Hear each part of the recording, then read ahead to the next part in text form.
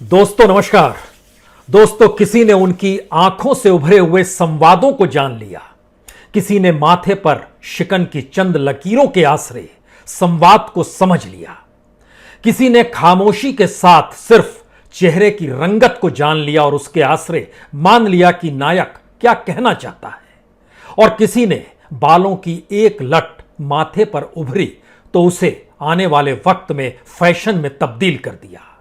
किसी ने माना एक युग की समाप्ति हो गई, किसी ने देखा इंस्टीट्यूशन खत्म हो गया। यह दिलीप कुमार है, एक ऐसा कलाकार जिसने 60 बरस सिल्वर स्क्रीन को दिया और महज 63 फिल्में की।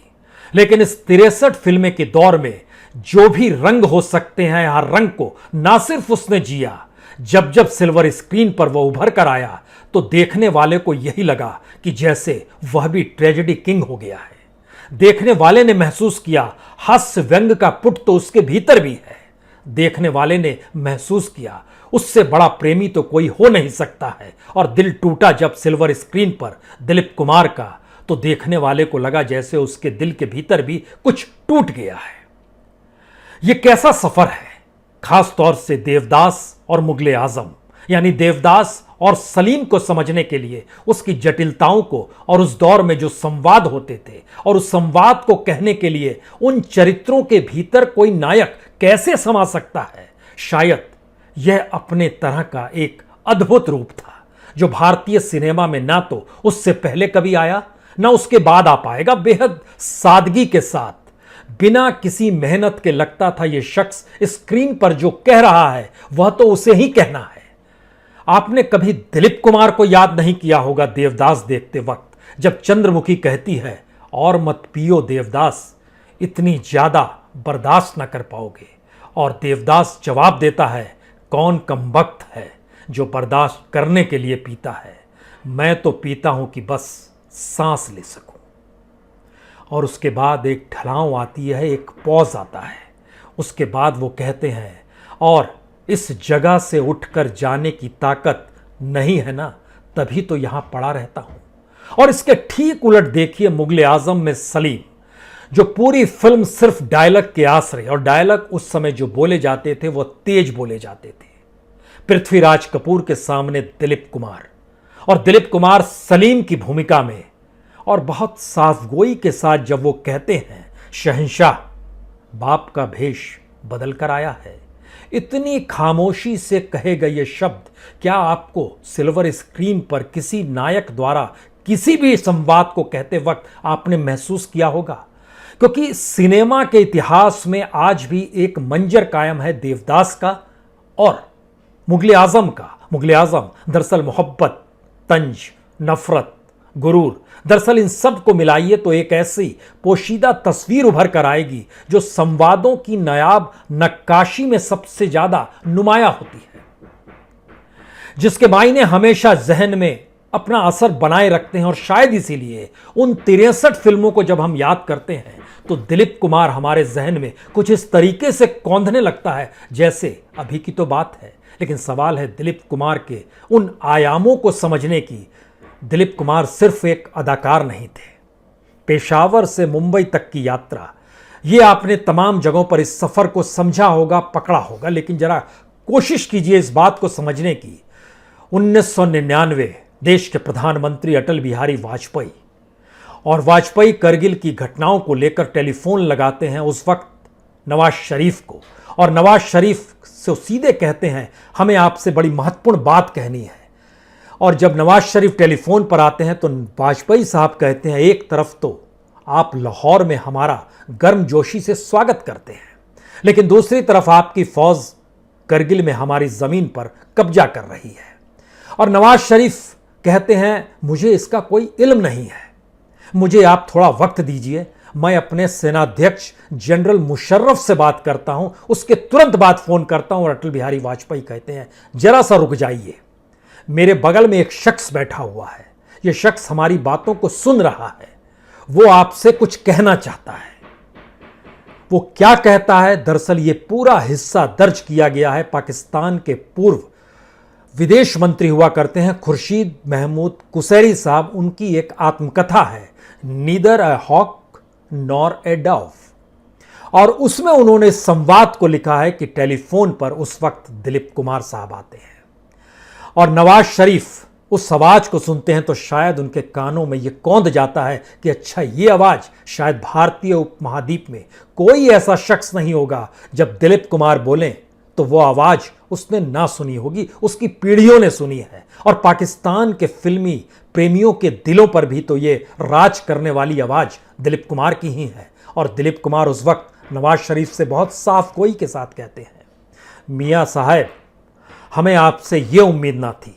आपको शायद पता नहीं, जब भी भारत और पाकिस्तान के बीच तनाव पैदा होता है, भारतीय मुसलमानों की स्थिति बहुत पेचीदा हो जाती है और उन्हें अपने घरों से बाहर निकलने तक में दिक्कत आती है। हालात पर काबू करने के लिए कुछ कीजिए।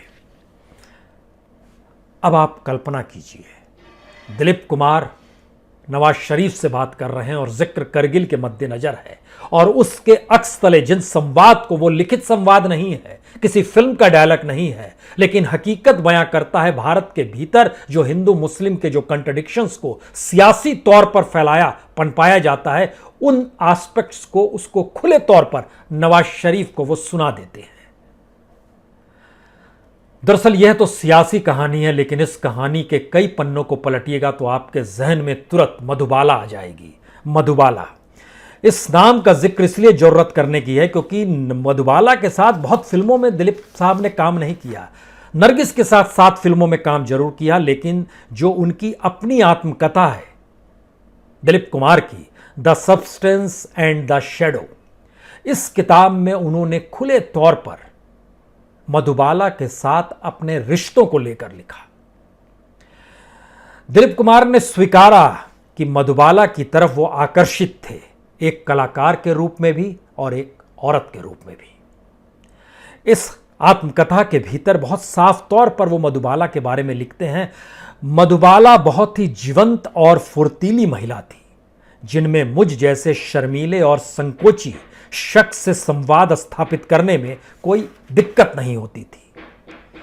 मधुबाला के साथ संवाद और मधुबाला के साथ आखिरी संवाद, शायद यह भी एक कमाल की चीज है, क्योंकि जिंदगी जीते वक्त जब जिस भी अदाकारी में उन्होंने अपने आप को देखा, कहते हैं उसके भीतर वो समा गए। तो सोचिए, जब जिंदगी सिल्वर स्क्रीन से इतर जी रहे होंगे तो किन परिस्थितियों को दिलीप कुमार ने जिया होगा। इसकी परिकल्पना सिर्फ इस बात से की जा सकती है कि वो एक फिल्म उस समय आई थी कोहिनूर, उसके गाने में उन्होंने उनको एक सारंगी बजानी थी और उस सारंगी को सिल्वर स्क्रीन पर कुछ इस तरीके से सितार बजाना था। सितार बजाने को कहीं ऐसा ना लगे कि कोई नौसिखिया है, तो बाकायदा उन्होंने उस्ताद अब्दुल हलीम जफर खां से सितार बजाना सीखा, कई साल की ट्रेनिंग ली। इसी तरीके से याद कीजिए, नया दौर, तांगा चलाना था, तांगा चलाने की बाकायदा ट्रेनिंग ली।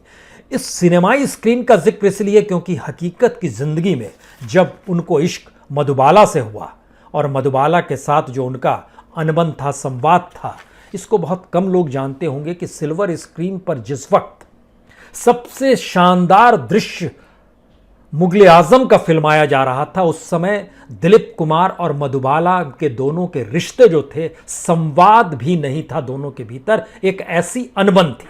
और इस आत्मकथा में जो the substance and the shadow में उन्होंने लिखा है और उसके बारे में जानकारी दी है कि मधुबाला की छोटी बहन मधुर भूषण याद करती है कि अब्बा को यह लगता था कि दिलीप कुमार की उम्र में बड़े हैं दिलीप साहब, हालांकि वह मेड फॉर ईच अदर थे, बहुत खूबसूरत कपल था, लेकिन अब्बा कहते थे इसे रहने ही दो, यह सही रास्ता नहीं है। इसी आत्मकथा की अगली लाइन कहती है, लेकिन वह उनकी सुनती नहीं थी, कहा करती थी वह उन्हें प्यार करती है, लेकिन जब BR चोपड़ा के साथ नया दौर पिक्चर को लेकर कोर्ट केस हो गया तो मेरे वालिद और दिलीप साहब के बीच मनमुटाव हो गया। अदालत में उनके बीच समझौता भी हुआ और दिलीप कुमार ने कहा चलो हम लोग शादी कर लें, लेकिन मधुबाला ने कहा शादी मैं जरूर करूंगी, लेकिन पहले आप मेरे पिता को सॉरी बोल दीजिए। लेकिन दिलीप कुमार ने ऐसा करने से इनकार कर दिया, यहां तक कि उन्होंने कहा कि घर में आकर उनको गले लगा लीजिए, लेकिन दिलीप कुमार इस पर भी नहीं माने। वहीं से इन दोनों के बीच ब्रेकअप हो गया और वाकई मुगले आजम के बीच नौबत यहां तक आ गई कि दोनों के बीच बातचीत नहीं हो रही थी। जिन्होंने मुगले आजम देखी है, याद कीजिए वो क्लासिक पंखों वाला रोमांटिक सीन जो उस समय फिल्माया गया जब मधुबाला और दिलीप कुमार ने एक दूसरे को सार्वजनिक तौर पर पहचानना तक बंद कर दिया था। और इश्क की यह परछाई जो थी, शायद इससे समझ में आ सकती है कि इसके भीतर, इसी आत्मकथा के भीतर दो लाइन जब उन्होंने लिखी कि जब वो बीमार पड़ गई थी मधुबाला, तो वो मिलने गए उससे। बहुत कमज़ोर थी। दिलीप कुमार को देखकर बहुत दुख हुआ कि इस रूप में मधुबाला, जो हमेशा मुस्कुराती थी और जिसकी मुस्कुराहट पे दुनिया फिदा थी, वह बीमार पड़ी है। बहुत कोशिश के बाद एक हल्की सी मुस्कान मधुबाला के चेहरे पर उभरी और आंखों से आंखें मिली तो मधुबाला ने सिर्फ एक ही शब्द कहा, हमारे शहजादे को उनकी शहजादी मिल गई, मैं बहुत खुश हूँ। और बहुत कम उम्र में, 1969 साल था वो, 23 फरवरी, महज 35 बरस की आयु में मधुबाला का निधन हो गया। दिलीप कुमार टूट गए। दिलीप कुमार किस रूप में टूटे, कैसे टूटे, इस बात का जिक्र आज इस बात से भी किया जा सकता है कि हमारे पीछे एक मधुबाला की ये आत्मकथा है। इसमें इस बात का जिक्र है और इसके लेखक ने जब दिलीप साहब से संवाद किया तो दिलीप साहब ने उनसे कहा, तुम्हें कौन सी नायिका सबसे ज़्यादा पसंद है? यह मत कहना कि मधुबाला, क्योंकि मधुबाला के बारे में तुम मुझसे पूछने आए हो, उन पर किताब लिख रहे हो। उसने कहा, यकीन जानिए किताब लिखने से मेरा कुछ लेना देना नहीं, लेकिन मधुबाला से बेहतर कलाकार, अदाकार मैंने देखा ही नहीं। और सिल्वर स्क्रीन से कहीं ज़्यादा उनके चेहरे के बोल जो थे वो आमने सामने देखकर होते थे। दिलीप साहब ने उसके बाद वो इंटरव्यू दिया। इस मधुबाला की किताब जो पीछे मेरे लगी हुई है, इस किताब में उन्होंने एक इंटरव्यू दिया उसका और कहा, तुम्हारी पसंद वाकई हीरे वाली है।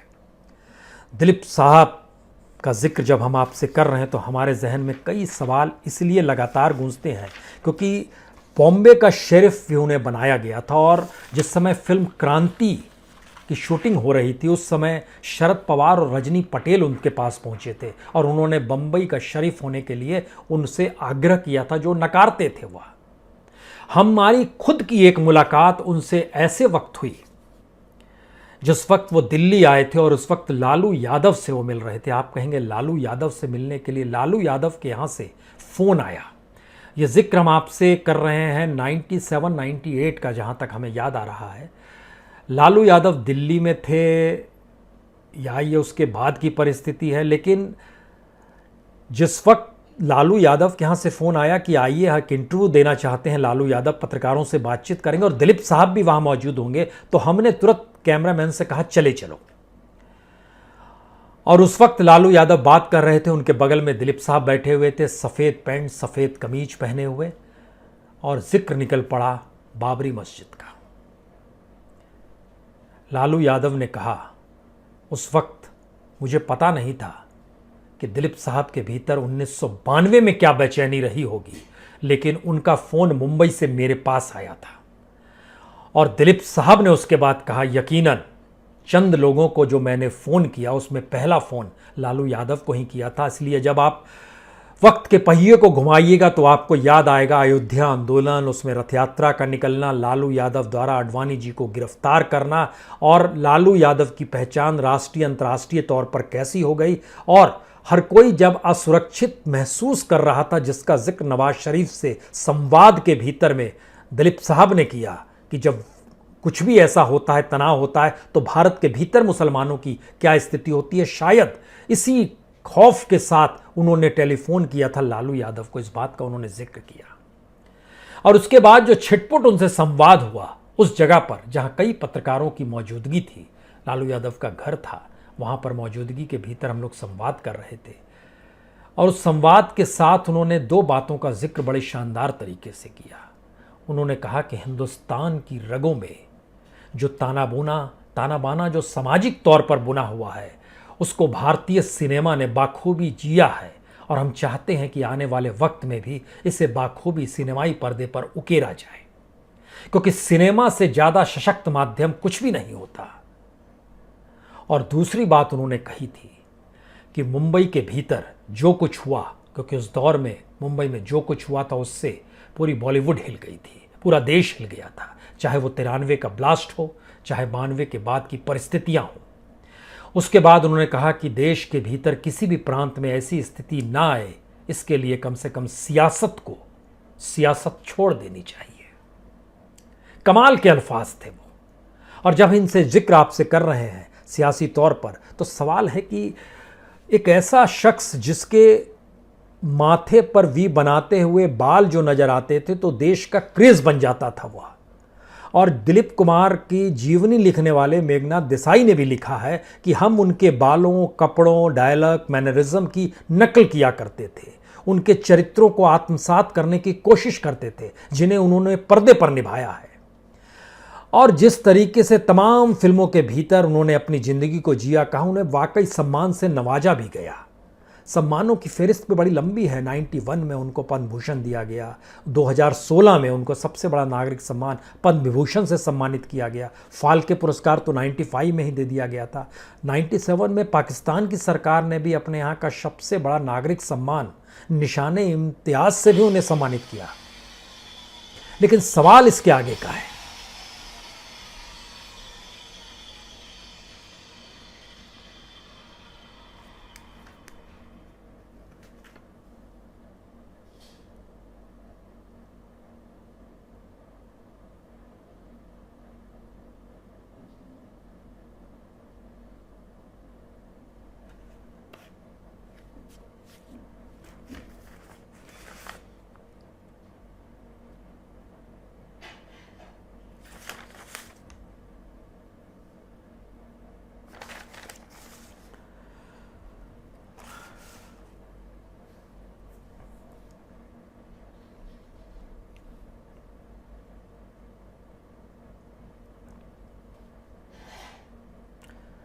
लेकिन सवाल इसके आगे का है, क्योंकि सिल्वर स्क्रीन दिलीप साहब की पहचान अगर रही तो आपको शायद भारत के सिनेमाई इतिहास में ऐसा कोई कलाकार नहीं मिलेगा जिस कलाकार ने सिनेमाई पर्दे पर जिस चरित्र को जिया, उस चरित्र को ही जीने के दौरान वो उससे न सिर्फ प्रभावित हो गया बल्कि उसकी जिंदगी भी उसी अनुकूल ढल गई। शायद इसीलिए ट्रेजेडी किंग उनका नाम पड़ा।